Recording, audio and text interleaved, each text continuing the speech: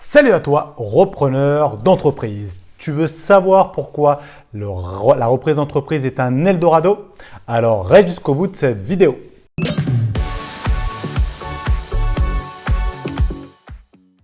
Allez, à la fin de cette vidéo, tu vas ouvrir les yeux sur cette stratégie d'investissement qui est la reprise d'entreprise. Et ce que je vais te donner va te permettre de faire sauter tes croyances limitantes qui t'empêchent de passer à l'action, j'en suis sûr, sur ce domaine-là. Et tu pourras ainsi devenir riche comme moi et comme d'autres entrepreneurs.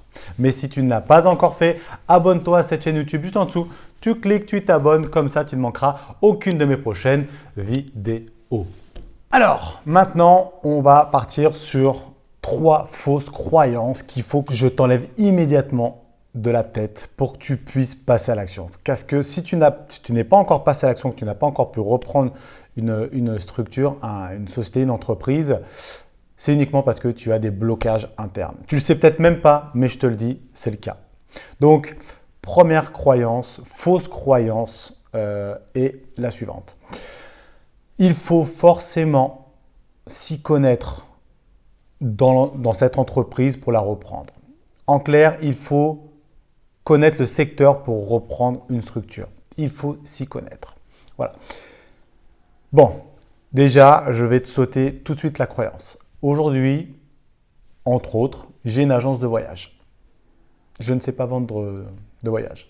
Et pourtant, j'en ai une. Ce que je veux te faire comprendre, c'est que c'est les non-dits, c'est tes proches, ce que tu entends à la télévision, c'est tout ce pessimisme qui est « si c'était si simple, tout le monde le ferait ». D'accord? Qu'on te dit il faut forcément s'y connaître, voilà. Mais c'est absolument pas vrai. Bien au contraire. C'est comme pour l'immobilier. Est-ce qu'il faut savoir faire les travaux ou pas? J'ai déjà fait une vidéo à ce sujet-là. Voilà, et je vais te expliquer la même chose, mais là pour la reprise d'entreprise. Est-ce que tu penses que Carlos Ghosn, ancien PDG de Nissan Renault, s'y connaît en réparation de voiture? Est-ce que tu penses que si demain sur la route il a un pneu qui crève, est-ce que tu penses qu'il sait changer son pneu lui-même? Possible que oui, mais il y a de grandes chances qu'il ne sache pas le faire. Tout simplement parce qu'il n'a pas besoin de connaître l'activité, d'avoir été garagiste pour reprendre et d'avoir géré 2 grosses sociétés de ce type-là, comme Nissan et Renault. D'accord? Ce qu'il faut juste, c'est savoir être le chef d'orchestre. L'idée, c'est de comprendre comment une structure fonctionne. Et une fois qu'on a compris ça, il faut se former, bien sûr. C'est aussi pour ça que je suis là et que je vous mets des vidéos sur YouTube pour vous aider à vous former. Mais ce qu'il faut, c'est juste savoir piloter, orchestrer. Ce qu'il faut, c'est avoir des personnes qui sont plus compétentes que toi dans ta structure. Si tu attends d'être plus compétent que tout le monde, c'est possible, mais du coup, tu vas devoir gérer toi-même, tu vas être dedans, tu vas être employé de ta structure. D'accord? C'est peut-être ce que tu veux. D'accord? Mais donc, si c'est le cas, ça veut dire que tu as des compétences et ce sera plus facile pour passer à l'action, pour reprendre une structure. Parce que tu as confiance en toi, tu connais le secteur, donc tu y vas. Moi, j'ai plutôt une vision de m'extraire complètement du business pour pouvoir prendre plein de sociétés en même temps. Parce que mon temps ne s'est pas pris entièrement dans une structure parce que je vais essayer de la développer. Non, moi, je mets des personnes qui sont plus compétentes que moi dans le domaine. Je vais même plus loin, je vais prendre des structures que je ne connais absolument pas, que je n'ai jamais fait, comme une agence de voyage, conciergerie, des choses comme ça. D'accord? Du BTP, toutes ces choses-là, je ne connais pas. Comme ça m'empêche de vouloir mettre mon nez dedans et vouloir développer à ma façon. Sinon, ça va prendre trop de temps. Donc, je préfère ne pas m'y connaître, mais juste de chapeauter, orchestrer, juste poser les chiffres et orchestrer avec… En fait, la seule chose que je dois connaître, c'est les chiffres. Comment bien gérer des chiffres. C'est la seule chose qui m'importe. Après, quelle que soit l'activité qui est derrière, ça revient au même pour moi. Moi, je n'ai accès. Moi, j'ai une personne moi, je suis en haut, juste une seule personne en interlocuteur derrière. Juste un gestionnaire il me fait tampon entre moi, elle et les salariés. Les salariés, ils n'ont pas affaire à moi. D'accord? Donc, vraiment, ce préjugé-là, c'est du bullshit. Donc voilà, ce qu'il faut comprendre, c'est qu'il faut nager à contre-courant. C'est toujours la même chose, la même histoire. Le schéma se répète. En immobilier, j'ai déjà le même discours. Il faut toujours aller à contre-courant. Et là, je te le mets dans un autre pilier d'enrichissement qui est la reprise d'entreprise. Mais si on va faire de la bourse, je vais te dire, les fondations sont toujours les mêmes. Passer d'un pilier à l'autre. Les fondations sont toujours les mêmes, de passer d'une société à une autre. Toujours. D'accord? Et quand j'ai d'aller à contre-courant, ma façon à moi d'aller à contre-courant, c'est justement de reprendre des structures que je ne maîtrise pas, que je ne connais pas. Le secteur, je ne le connais pas, je ne suis pas spécialiste, ou je le connais un petit peu, mais pas vraiment. Où je sais que les personnes qui vont être en place en connaîtront beaucoup plus que moi sur le sujet. Donc, je vais leur faire confiance. Quand tu t'y connais trop, tu le sais, tu ne veux pas faire confiance. Tu veux toujours tout contrôler. Et du coup, en contrôlant tout, tu n'avances pas en fait. C'est normal. Pour être clair, moi, mon premier business a été la reprise d'une salle de sport. D'accord? J'en ai eu plusieurs, des salles de sport. Donc, c'est vraiment un domaine. J'ai un diplôme de coach sportif. Voilà. Si demain, on devait me proposer une salle de sport qui fonctionne, même à 1 euro, mais gratuitement, je ne la voudrais pas. Parce que ça serait le pacte avec le diable, si je puis dire. C'est-à-dire que, dans un premier temps, si je m'arrête juste au plaisir immédiat, je vais me dire, waouh, on me donne une structure qui fonctionne et que je maîtrise, c'est génial. N'importe qui, naturellement, se dirait, mais là, en fait, il n'y a même pas à se poser la question. Malgré tout, moi, j'ai ce plaisir différé. Je ne pense pas tout de suite immédiat. Je réfléchis, je prends de la hauteur, je prends de la vision et je sais très bien que si je reprends cette structure, même gratuitement sur le coût, mais en réalité, elle va me coûter beaucoup plus cher en temps. Et le temps, c'est de l'argent. Parce que comme on va me donner gratuitement, mais comme je suis comme spécialiste de ce domaine-là, je vais vouloir mettre mon nez dedans et gérer pas mal de choses. Donc, quelque part, je l'ai gratuitement, mais de l'autre côté, en fait, ça m'enlève beaucoup d'argent parce que pendant ce temps-là, le temps que ça va me mettre à gérer cette structure-là, peut-être que je pourrais, avec ce même temps-là, gérer 3 ou 4 autres, même voire plus, d'autres structures que je ne maîtrise pas. Est-ce que tu comprends un peu le système? D'accord? C'est vraiment aller à contre-courant. Mais c'est la seule manière. À la Bernard Tapie, Bernard Arnault, voilà, toutes ces personnes-là. D'accord? Bien sûr, à notre échelle. Mais c'est le même principe. D'accord?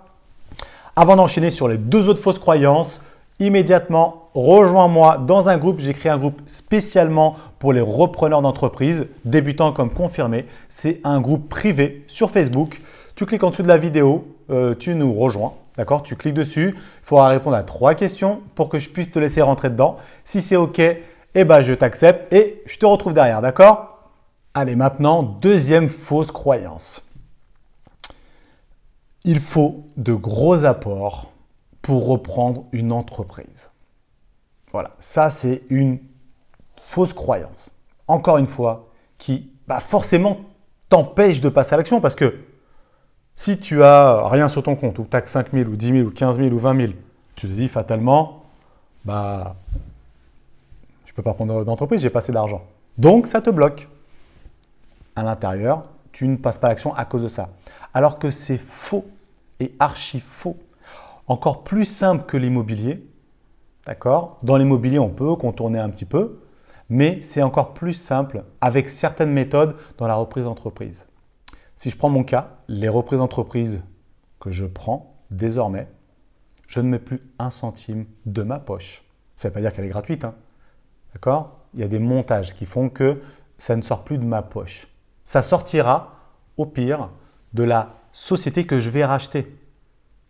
Donc, vu que ça sort de la société que je vais racheter, ce n'est pas de ma poche à moi, c'est la société que je vais reprendre. D'accord? Donc, ce qu'il faut comprendre, c'est que je ne reprends pas de structure, je ne mets pas d'argent de ma poche et de plus, je ne me porte pas caution de cette reprise. Donc, si ça tourne au vinaigre, ce qui n'est pas le but, d'accord? Si ça tourne au vinaigre, ils ne vont pas venir me saisir ma maison ou quoi que ce soit. D'accord? Donc, tu imagines bien que quand tu sais ça, psychologiquement, les barrières à l'entrée, elles sautent. Tu sais que ce n'est plus la porte qui peut te bloquer. Tu sais que tu n'as pas de caution si tu te plantes. Qu'est-ce qu'on attend en fait? D'accord? Donc, Bien sûr, là, je te présente la face visible de l'iceberg. Bien sûr qu'en dessous, il y a quand même des choses à savoir, pas mal de choses. Une des clés de la réussite, justement pour pas être caution justement des banques et ne pas sortir d'apport de votre poche, c'est le crédit vendeur. Le crédit vendeur, si tu ne sais pas ce que c'est, aujourd'hui, je te vends ma société. Je la vends 100 000 euros. Je te la vends. Donc, tu vas avoir ta banque et elle te fait un crédit. Donc, tu seras avec grande chance que tu sois caution de ce crédit-là. Maintenant, toi, tes conditions, tu veux me racheter ma société, mais tu me dis non. Moi, ce que je veux, c'est 100 000 euros, je te l'achète. Mais par contre, c'est toi qui me fais un crédit. Donc, moi qui suis le vendeur, qui dois te faire un crédit. En clair, on étale sur peut-être 5 ans les 100 000 euros sur 5 ans. D'accord? Donc, ça va faire peut-être 25 000 euros, 20 000 euros tous les ans. Donc, je ne sais pas, un peu plus de 1 000 euros par mois. C'est un crédit. Donc, c'est un crédit, mais qui est au vendeur. Et là, ce n'est plus la même chose. La caution n'est pas du tout la même manière. Bien sûr que tu as une certaine caution, mais qui n'a rien à voir avec le fait de mettre en caution ta maison ou quelque chose à toi. D'accord? Donc là, c'est beaucoup plus simple. Déjà, tu n'as pas besoin de convaincre une banque. Si tu arrives à convaincre le vendeur, eh ben, ça va le faire. Et tu ne prends plus beaucoup de problèmes, de risques. Voilà. Maintenant, la difficulté dans ce domaine-là, c'est de trouver les vendeurs, le sourcing, la recherche. Donc là, c'est dans le sourcing vraiment qu'il faut vraiment bien axer. C'est-à-dire que l'idée là, c'est de trouver souvent des personnes, des vendeurs qui partent à la retraite. Il faut savoir qu'en France, plus de 30 000 entreprises par an ferment. La plupart d'entre elles, c'est pour faute de repreneurs. L'exemple est celui que je viens de te donner. J'ai Bernard qui part en retraite, qui a une société depuis 25 ans. Aucun de ses enfants ne veut reprendre sa structure de plomberie, par exemple. Voilà, il cherche à revendre, mais personne ne veut la reprendre. Bon, et il y en a plus de 30 000 comme ça, tous les ans, hein, tous les ans.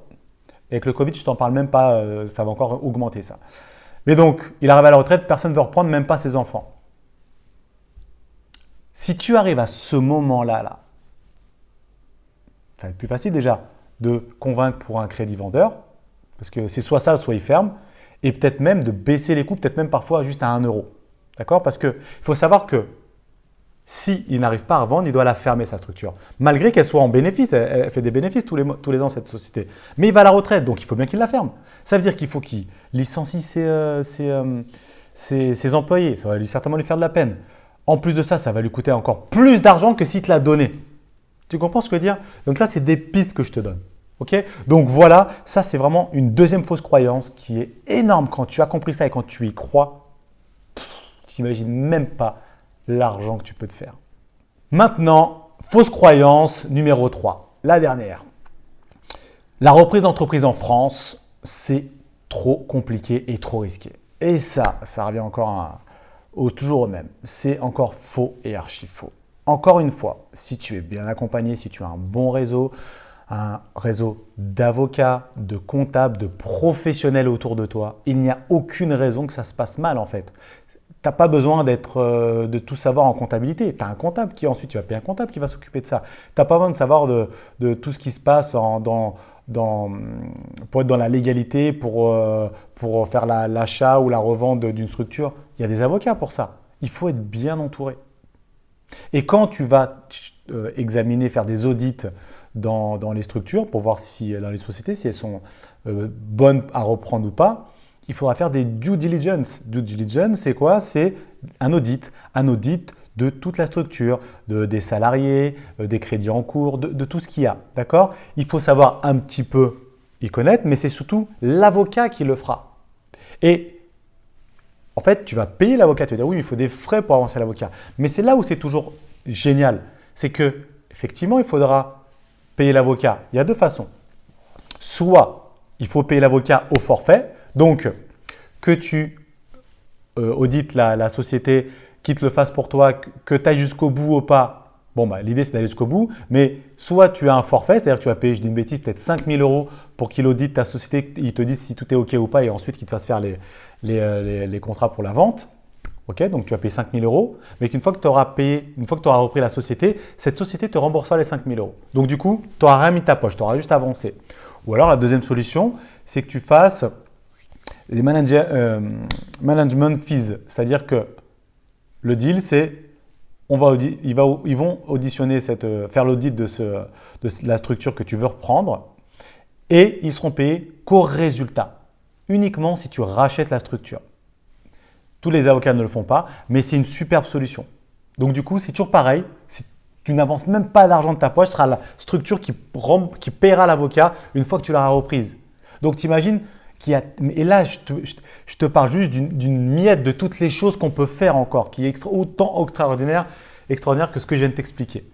D'accord? Donc voilà, en conclusion, franchement, je suis en train de te partager un océan bleu, c'est-à-dire du business aujourd'hui, c'est même plus un Eldorado, là, on pourrait se mettre à 1000, 2000 en même temps à commencer à chercher des structures qu'on n'assécherait même pas l'océan, même pas la rivière.